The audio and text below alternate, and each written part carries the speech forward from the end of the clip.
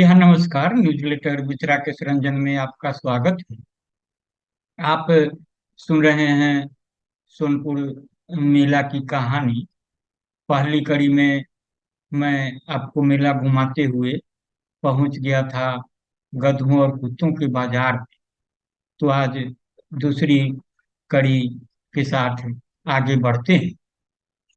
जब मैंने गधों को गधों की जाति पूछते सुना ग्राहकों को, तो हैरत में पड़ गया। मेरे मुंह से अनायास निकला, भला गधों की भी जाति होती है?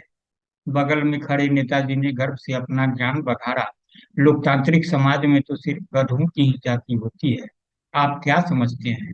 जाति सिर्फ इंसानों की ही नहीं होती। हम इंसान अपनी जातियां छिपाने तोड़ने लगे हैं। मजबूर होकर सरकार को गणना कराना पड़ा है। इंसान हो या गधे, उनकी जाति का हिसाब रखना जरूरी है। गैर सरकारी सर्वेक्षण में गधों की कुल 22 जातियां चिन्हित की गई है। सरकार अलग अलग जातियों के गधों के संरक्षण, संवर्धन और भरण पोषण के लिए संकल्पित है। अपने देश में गुजरात, राजस्थान से लेकर दिल्ली, पंजाब, हरियाणा, उत्तर प्रदेश और बिहार, बंगाल तक गधों की कमी नहीं है। अनेक प्रजातियां बहुतायत पाई जाती हैं। डीएनए के अलावा चाल ढाल, पूंछ पूछ, आवाज, आकार और कदकाठी के आधार पर गधों की जाति और उनकी माल ढुलाई की क्षमता का आकलन किया जाता है। दुनिया में ईरानी, अफगानी, सूडानी, जिन्नान जिन्नान यानी चीन का गधे मशहूर हैं। मेले में खड़े ग्राहक गधों की अलग अलग जातियों की श्रम शक्ति का रिकॉर्ड पूछ रहे थे। मसलन ये गुजरात के कारखानों से माल की ढुलाई कर सकते हैं? पंजाब के खेतों से अनाज की ढुलाई कर सकते हैं या नहीं? ये रैलियों में अपने जैसे गधों की भीड़ जुटाने में काम आएंगे या नहीं? चुनाव प्रचार में और मतदान के दिन गधों की ढुलाई कर सकते हैं या नहीं?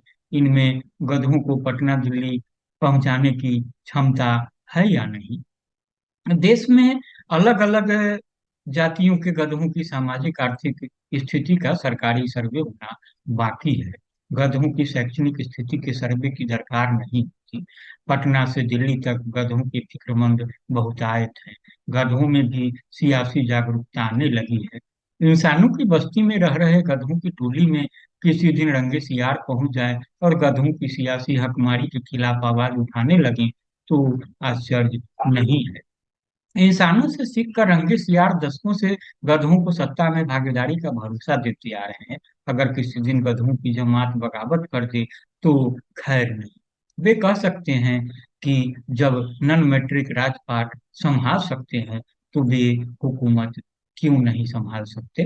तो आज इतना ही। तीसरी कड़ी के साथ मैं आपके साथ हाजिर होऊंगा, जिसमें बताऊंगा कि गुजराती शेर और मोटा भालू सबके आकर्षण का केंद्र क्यों है। तो आज इतना ही। नमस्कार।